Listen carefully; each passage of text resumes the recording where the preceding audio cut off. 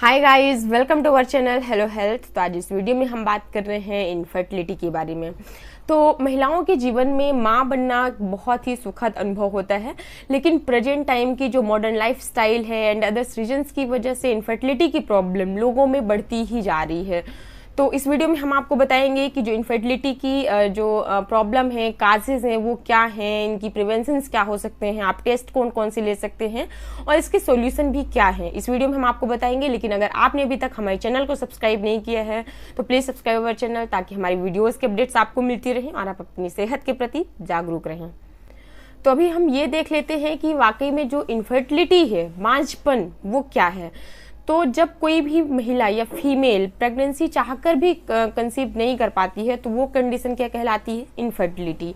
अब हम आपको यहाँ पर ये भी बता दें कि अगर आप 1 ईयर यानी कि 12 मंथ के बाद भी ट्राई करने के बाद भी प्रेगनेंसी कंसीव नहीं कर पा रही हैं तो आपको इनफर्टिलिटी की प्रॉब्लम हो सकती है।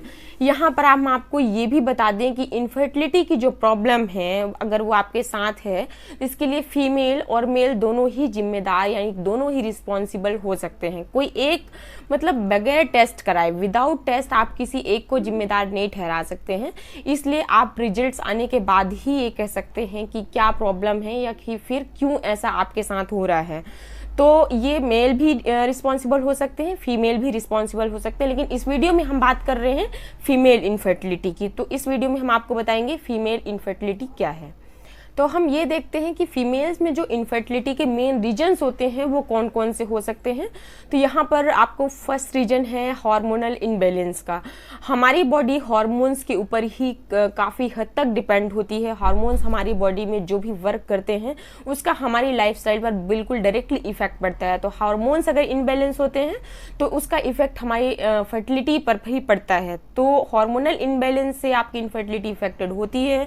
और ऐसा भी हो सकता है कि ओवम से जो आपके एक का प्रोडक्शन हो रहा है वो कम्प्लीटली नहीं हो रहा है या मैच्योर नहीं हो रहा है। तो कंप्लीट और मैच्योर ओवम का अगर प्रोडक्शन नहीं होता है तो भी इनफर्टिलिटी की प्रॉब्लम आपके साथ हो सकती है। सेकंड है यूट्रस की एबनॉर्मल स्ट्रक्चर, कोई पॉलिप या फाइब्रोइड। अगर आपके यूट्रस में किसी भी तरीके का कोई इन्फेक्शन है या एबनॉर्मल स्ट्रक्चर है तो ये भी एक इनफर्टिलिटी का रीजन हो सकता है। थर्ड है डिप्रेशन।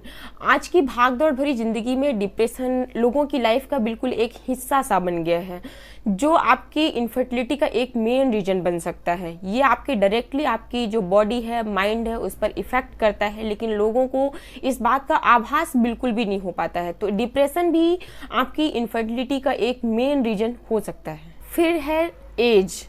तो आपको कई सारे लोगों को ये पता होगा कि आफ्टर 40 ईयर्स के बाद जो ओवरी है वो ओवम का प्रोडक्शन बंद कर देते हैं, यानी कि कम्प्लीटली बंद नहीं करता, लेकिन फिर भी चांसेस काफ़ी हद तक कंसीव के कम हो जाते हैं। लेकिन अगर 40 ईयर्स के पहले ही आपके साथ ये प्रॉब्लम हो रही है तो इसके और कई सारे रीजन्स हो सकते हैं, जैसे कि सर्जरी, अगर कोई सर्जरी आपसे उससे रिलेटेड हुई है, मतलब कि यूट्रस या कि अदर जेनाइटल ऑर्गन्स के से रिलेटेड, तो उसका इफेक्ट भी उस पर पड़ सकता है। कोई डिजीज है आपकी जो कंसीव जिससे नहीं कर पा रहे हैं, या कि फिर रेडिकल इशू भी हो सकता है, जैसे कहीं आप ऐसी जगह काम कर रही हैं जिसका रेडिकल इफेक्ट आपकी बॉडी पर पड़ रहा है। कीमोथेरेपी भी अगर हो सकता है कि आपकी चल रही है। तो ये कई सारी चीज़ें हैं जो कि आपकी मतलब कि बॉडी पर इफेक्ट कर सकती है, इनफर्टिलिटी के मेन रीजन्स हो सकते हैं। अब नेक्स्ट है PCOS। तो ये प्रॉब्लम, इसकी वजह से भी ये प्रॉब्लम कई बार देखने मिलती है। इसमें क्या होता है कि फेलोपियन ट्यूब में सिस्ट बन जाता है और ये इनफर्टिलिटी की प्रॉब्लम स्टार्ट हो जाती है। तो ये भी एक आपके लिए रीजन हो सकता है। फिर नेक्स्ट है किसी भी इन्फेक्शन या सर्जरी के थ्रू अगर आपके जो ऑर्गन्स हैं, फेलोपियन ट्यूब है, अगर ये थोड़ी बहुत भी इफेक्टेड होते हैं तो भी ये प्रॉब्लम आपके साथ क्रिएट हो सकती है। अब हम यहाँ पर देखते हैं कि अगर ये सारी जो प्रॉब्लम्स रीजन्स हैं, ये प्रॉब्लम्स अगर क्रिएट हुई है तो इनके तो कोई रीजन है, लेकिन हम इन जो रीजन्स हैं हमारे पास, इनसे हम कैसे रोक सकते हैं, इनसे कैसे बचा जा सकता है, ये हम आपको बताएंगे कि जो इनफर्टिलिटी की प्रॉब्लम है उसे आप कैसे रोक सकते हैं। पहले ही आपने एक कहावत सुनी होगी कि prevention is the better than cure. मतलब कि आप पहले ही अगर बचाव कर लें तो उस चीज़ों मतलब कि उन प्रॉब्लम से आप बच सकते हैं। तो प्रिवेंशन आप क्या क्या ले सकते हैं, इनफर्टिलिटी को कैसे रोका जा सकता है पहले ही स्टेज में कि आपको ये प्रॉब्लम हो ही ना।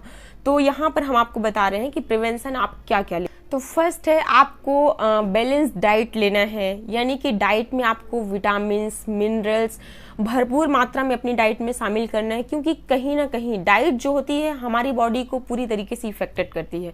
हम क्या खाते हैं ये हमारे डायरेक्टली इफेक्ट पड़ता है हमारी बॉडी पर, मन में, दिमाग में पूरा इफेक्ट करता है। तो अगर आप अच्छा खाएंगे और अच्छा सोचेंगे तो हमारी बॉडी पर इसका इफेक्ट पड़ता है। फिर है next, fresh fruits and vegetables लें। शतावरी, ब्रोकली, ये क्या होता है फर्टिलिटी लेवल को बढ़ाने का काम करते हैं, तो आप इन्हें अपने डाइट पर शामिल कर सकते हैं। ड्राई फ्रूट्स को शामिल कर सकते हैं। फिर टमाटर, एवोकाडो, बीन्स, अनार, ये ऐसी चीज़ें हैं जो कि इनफर्टिलिटी को बढ़ाने का काम करती हैं, तो आप इन्हें अपनी मतलब डेली रूटीन में शामिल कर सकते हैं। एक्सरसाइज, योगा बहुत अच्छी चीज़ है आपके मतलब आपको हेल्दी रखने के लिए भी, फिट रखने के लिए पूरी तरीके से, यानी कि अगर आप कुल मिला के अपनी सेहत का ध्यान रखना चाहते हैं तो आप योगा एक्सरसाइज को अपनी डेली रूटीन का एक पार्ट बना लें। बिल्कुल परेशान नहीं होंगे आप, ये एक ऐसी चीज़ है जो आपको बिल्कुल फिट रख सकती है मेंटली, फिजिकली, ऑल टाइप से।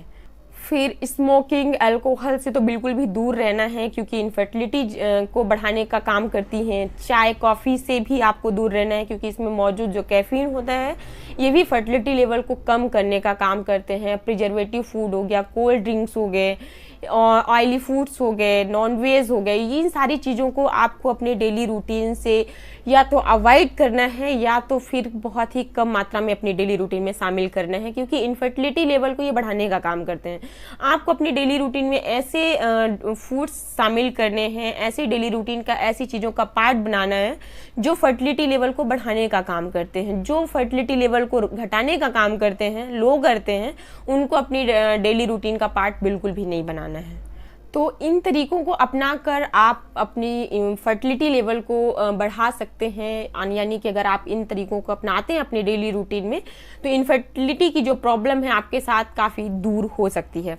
अब हम ये देख लेते हैं कि अगर ये कुछ ऐसी प्रॉब्लम्स आपको लग रही हैं आपके साथ, तो आप कौन कौन से टेस्ट यहाँ पर करा सकते हैं।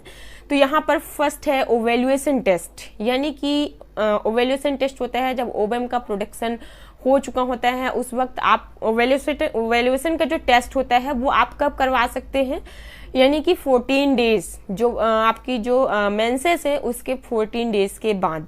तो उस वक्त क्या रहता है कि 14 to 20 डेज का टाइम लगता है, उस वक्त आप करवा सकते हैं। इससे ये पता चलता है कि ओवम का प्रोडक्शन आपकी बॉडी में हो रहा है या कि फिर नहीं हो रहा है, मैच्योर है या नहीं, इस चीज़ का पता लगाने के लिए ओवेल्युएशन टेस्ट करा सकते हैं।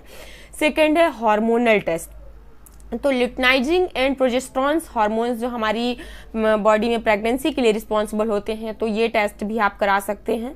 तो ल्यूटिनाइजिंग हार्मोन्स जो होता है वो ओवेल्युएशन के पहले होता है, और जो प्रोजेस्टेरॉन हार्मोन्स का सिक्रेशन होता है वो ओवेल्युएशन के बाद होता है। इससे ये पता चलता है कि ओवेल्युएशन आप हो रहा है या नहीं, तो हार्मोनल टेस्ट ये करवा सकते हैं। अब नेक्स्ट है हिस्टोरिकल पिंगोग्राफी। इसमें क्या होता है कि यूट्रस या कि फिर फैलोपियन ट्यूब की एबनॉर्मेलिटी का पता चलाने के लिए ये टेस्ट करते हैं। आप यहाँ पर प्रोलैक्टिन हार्मोन्स का भी टेस्ट करा सकते हैं। नेक्स्ट है ओवेरियन रिजर्व टेस्ट। तो आप ओवम की क्वालिटी टेस्ट के लिए भी ये टेस्ट करा सकते हैं। थायराइड करा सकते हैं, थायराइड की प्रॉब्लम वजह से भी मतलब कि आप इनफर्टिलिटी की जो कैटेगरी में आ सकती हैं, तो थायराइड भी आप टेस्ट करा सकते हैं। रिजल्ट जो भी आए ये आप अपने डॉक्टर से कंसल्ट करें, किसी अच्छे गायनेकोलॉजिस्ट से आप कंसल्ट करें, आपको सही रास्ता दिखाने का काम वो कर सकते हैं। अब हम ये देख लेते हैं कि अगर आपके साथ ये प्रॉब्लम्स हैं तो आप क्या क्या सॉल्यूशन देख सकते हैं, क्या ट्राई कर सकते हैं जिससे ये प्रॉब्लम्स आपके साथ दूर हो। तो फर्स्ट है मेडिसिनल ट्रीटमेंट। अगर मेडिसिनल कोई ज़्यादा बड़ी प्रॉब्लम नहीं है आपके साथ, थोड़ी बहुत है, तो मेडिसिन से भी वो दूर हो सकती है। जो मेडिसिन होती हैं ओवेल्युएशन को ट्रिगर करती हैं, ओवेल्युएशन को भी दूर करने का काम करते हैं अगर इससे रिलेटेड प्रॉब्लम्स हैं आपको। दूसरा है सर्जरी, या कि जैसे आपके मतलब कुल मिला के ये कह सकते हैं कि सिम्टोमेटिक ट्रीटमेंट होता है। अगर आपको कोई सिम्टम्स ऐसे हैं कि जो इस वजह से प्रॉब्लम हो रही है, जैसे कि फेलोपियन ट्यूब में कोई प्रॉब्लम है, यूट्रस में कोई प्रॉब्लम्स आ रही है, ओवरी में कोई दिक्कत है, तो वो सिम्टोमेट्रिक ट्रीटमेंट के थ्रू आ जाता है, यानी कि जो सिम्टम्स आपके दिख रहे हैं उसका ट्रीटमेंट शुरू हो जाता है। उसकी वजह से अगर उस ट्रीटमेंट की वजह से अगर वो ठीक हो जाता है तो सिम्टोमेट्रिक ट्रीटमेंट कहलाता है। लेकिन अगर फिर भी आपके पास कोई ऑप्शन नहीं है तो अभी मॉडर्न टाइम पर यानी कि प्रेजेंट टाइम पर IVF आप ले सकते हैं, इसका सहारा ले सकते हैं, IUI करा सकते हैं।